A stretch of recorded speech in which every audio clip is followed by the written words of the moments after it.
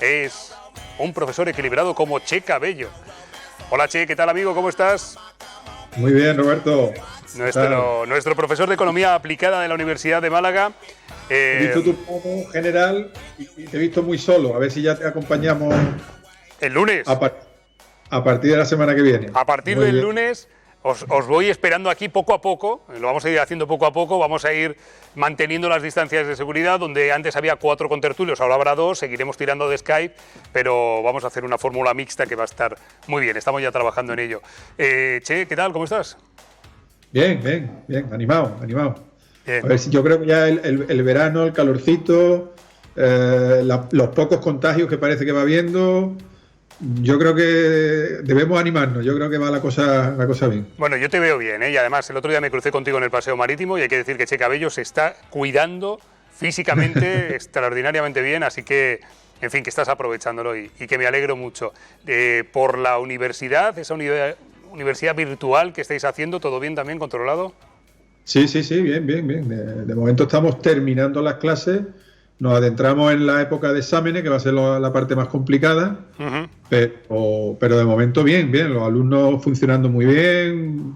La verdad que en ese aspecto estoy contento. Bien, perfecto. Oye, Es verdad también, perdona Roberto, que he hecho de menos las clases presenciales. claro. Pero bueno, cuando toca lo que toca, la verdad que la sustitución no ha estado mal. Oye, he empezado citando a Adam Smith, economista, y tú quieres hablar de 2 economistas, 2 Albertos. Pero claro, cuando yo lo he leído he pensado en los Albertos de los años 80, no tienen nada que ver con estos, ¿no? Nada que ver. Vale. No. De hecho, son 2 Albertos muy distintos, ¿no? El primero que vamos a hablar de él, pues es Alberto Alesina, que es un catedrático, bueno, era un catedrático de Harvard porque ha muerto hace días de un ataque al corazón. Además se nos lo han llevado muy joven, una pena. Y es una persona que se ha dedicado académicamente a estudiar la austeridad, ese proceso por el cual vamos a tener que volver a pasar bueno, no sé si de volver a pasar, porque la austeridad real nunca la hemos tenido aquí, ¿no? Pero que después de una crisis es lo que suele venir, ¿no? Y él se dedicó a estudiar la austeridad en todos los países donde se ha implantado por una necesidad, o bien porque los gobiernos pues se despreocupaban y gastaban más de lo que ingresaban, y al final pues había que ir a un equilibrio. Como tú bien decías en la introducción, hay que tener los presupuestos equilibrados, y si no se ha hecho antes, pues hay que hacerlo después. O bien por algo inesperado, como puede ser en este caso pues la aparición de un virus, ¿no? Que también puede hacer, como de hecho está pasando, que se incrementen muchísimo los gastos y que desgraciadamente disminuyan mucho los ingresos, con lo cual el déficit que vamos a tener, el déficit público, va a ser tremendo, ¿no? Entonces, aquí pues siempre ha habido, pues digamos, como 2 formas de atacar este problema, ¿no? De recuperarnos, o bien, como bien se puede entender, o bien incrementando los impuestos, es decir, incrementando los ingresos, que es incrementar los impuestos, o bien reduciendo los gastos. Y este hombre, pues lo que llegó a la conclusión, después de haber estudiado todos los procesos de austeridad que se han dado en los distintos países, es que es mucho más eficiente el disminuir los gastos que incrementar los impuestos. ¿Vale? Esa es, digamos, la gran conclusión. Claro. Pero fíjate que hablando de frases, que he visto yo una frase antes que me ha gustado mucho, que digo, esto tengo que hablarlo yo con Che, y que tiene que ver con esto, la tenía por aquí, tenía que ver con esto de los gastos y de los impuestos. No lo encuentro. Bueno, te doy tiempo a que la busques, porque Vale. En definitiva, Sí. definitiva, este hombre lo que llegó a la conclusión es de que es mucho mejor disminuir los gastos, porque primero los impuestos los puedes aumentar en una hoja de cálculo. Sí. Pero no tienes seguro que esos ingresos se vayan a dar. Eso para empezar. Ajá. Segundo, que tendrás que hacerlo todos los años, ¿no? Todos los años. Y ya las has encontrado. Venga. Como eres profe, pues levanto la mano para... Vamos por ello. No, he leído una frase que justo antes de esta mañana, preparando el programa, dice: la economía consiste en saber gastar y el ahorro en saber guardar. Que no sé si tiene algo que ver con esto, pero como has hablado de gasto y... Claro, claro, es fundamental, es fundamental. De hecho, ya hemos hablado en algún que otro programa que el bienestar de un país, el bienestar de una economía se basa en el ahorro. Claro. Aunque dicen que el capitalismo es consumismo y tal, no, nunca más lejos de la realidad. Esto es algo que siempre insistes tú mucho, en lo de... Sí. Porque es muy importante, el capitalismo es ahorro. ¿Por qué es ahorro? Porque el capitalismo, como su nombre indica, se basa en el capital, en la acumulación de capital. Claro. Y ya te digo, capital físico, financiero y capital humano también. Capital humano, es decir, la formación de las personas. Entonces, ¿cuál es la forma de acumular capital? Pues la forma de acumular capital es ahorrarlo. Ahorrar, invertirlo, hacernos más productivos y al final ser más ricos porque estamos produciendo más en menos tiempo. Esa es la idea, que por tanto no está muy alejada de lo que es el consumismo, ¿no? Vale. Por un lado lo que es el ahorro. Si hablamos del ahorro y del gasto público, pues mucho más, porque el gasto público normalmente tiende a explosionar, nunca se recorta. No conozco ninguna unidad administrativa que haya recortado sus gastos, porque su propia filosofía lo que hace es generar nuevos gastos y mayor presupuesto, entre otras cosas, para tener más poder el que tiene esa unidad administrativa, etcétera, ¿no? Entonces, la reducción del gasto, que es lo que decía Alberto Alsina, es muy importante porque una vez que lo cortas, ya lo has cortado para siempre, ¿no? Entonces, no es como los ingresos, que continuamente tienes que estar ingresando más y más, sino cuando tú detectas la ineficiencia de los gastos, las concretas y las eliminas, estás haciendo un superávit no para este año, sino para los años venideros. Y vale. Eso es muy importante. Vale. Entonces, Alberto Alsina, pero hemos dicho que ibas a hablar de dos Albertos. De dos Albertos. Perdona que te interrumpa. Y lo último que quería decir de Alberto Alsina es que lo estudió también a nivel electoral, que es muy interesante. Porque se tiene la idea de que el recorte de los gastos es impopular. Y sin embargo, él estudió y no se da esa, relación entre recorte de gastos y pérdida del gobierno por parte de quien lo hace, ¿no? Es verdad que tampoco es lo contrario, pero que no tiene nada que ver. Digamos que hay de un caso y del otro. Por lo tanto, electoralmente no afecta a aquellos gobiernos que deciden recortar gastos en vez de incrementar impuestos. Vale. Eso ya, por cerrar el tema de Alberto Alsina, ¿no? Ahí tenemos la fotografía de Alberto Alsina, economista y experto en austeridad.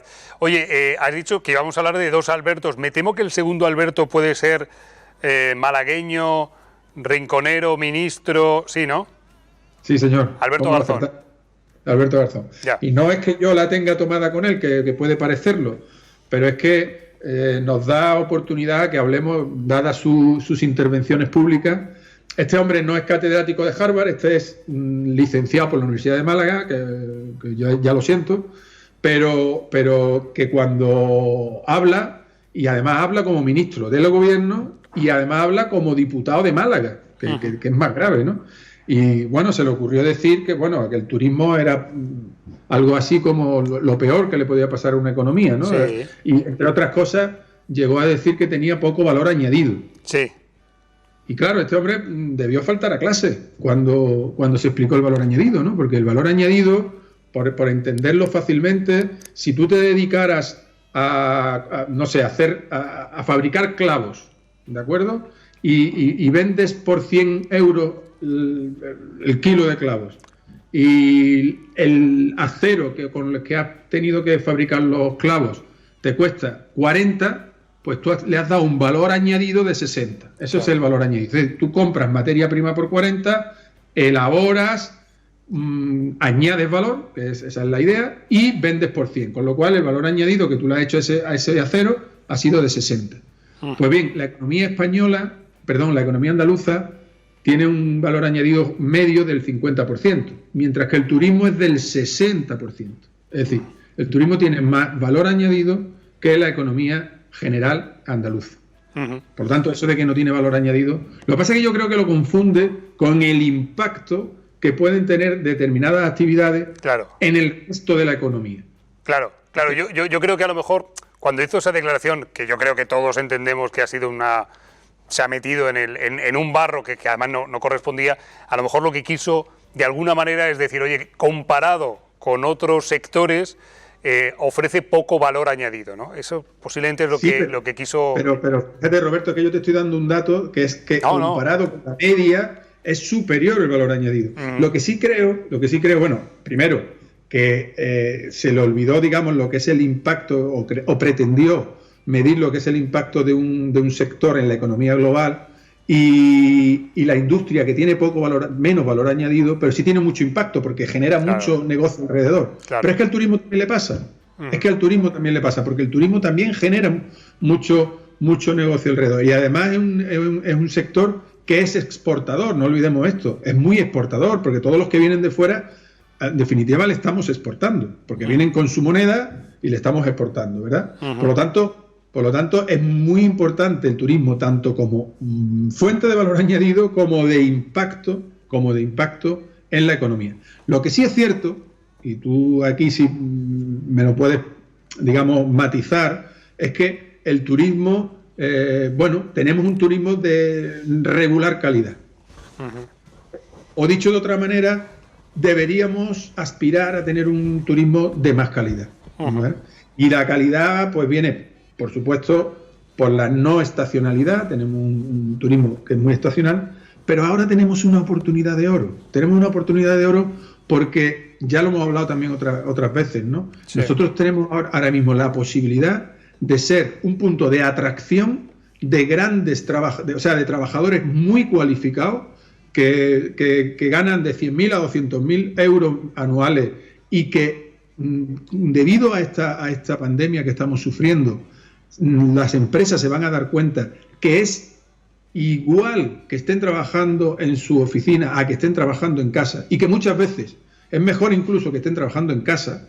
Van a poder elegir el sitio donde van a trabajar, es decir, el sitio donde van a vivir.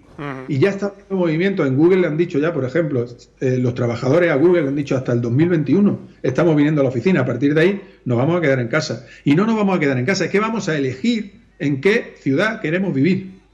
Y aquí, en España en general, en Andalucía en particular y en Málaga en más particular todavía, tenemos la gran posibilidad de ofrecerle un clima espectacular, unas inversiones en comunicación, unos medios de comunicación tremendos, con aeropuertos, con trenes, en fin, con autovías, para poder venir, establecerse en Málaga y tener su oficina en Londres, o tener su oficina en Zúrich, o donde sea, y ofrecerle la ley Beckham, que también está todavía está operativa, con lo cual es un ofrecimiento a que vengan los grandes trabajadores. Digo grandes en el sentido de grandes sueldos, ¿no?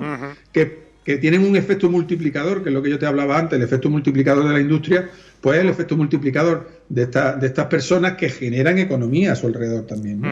Entonces, el clima, los servicios que tenemos, la sanidad, todo esto corre a nuestro favor, y podemos atraer a estas personas para que se instalen en Málaga, en Andalucía, en España, y que hagamos de este turismo, que ahora mismo es un turismo más estacional, en algún sentido más precario y tal, bueno, pues ir mejorándolo, ¿no? Pero no cargarse un sector, ¿no? Es que eso... Porque además, fíjate, pues a mí me da mucho miedo cuando un gobierno se mete con un sector, ¿no? Digo, bueno, ¿cuál es tu alternativa, no? En Málaga hay muchísimas personas que viven del turismo, le tendrás que dar una alternativa. Y cuando el gobierno determina la alternativa, claro, no lo sabe porque la economía es una cosa tan compleja, son sistemas complejos, que no hay nadie, pero no este gobierno, en ningún gobierno del mundo, no hay nadie que sepa cuál es el sector en el que tú te tienes que especializar, ¿no? Eso es imposible, ¿no? Queda claro. De hecho, sí, dime. No, te iba a preguntar un cotilleo, porque creo que tú fuiste profesor de Alberto Garzón.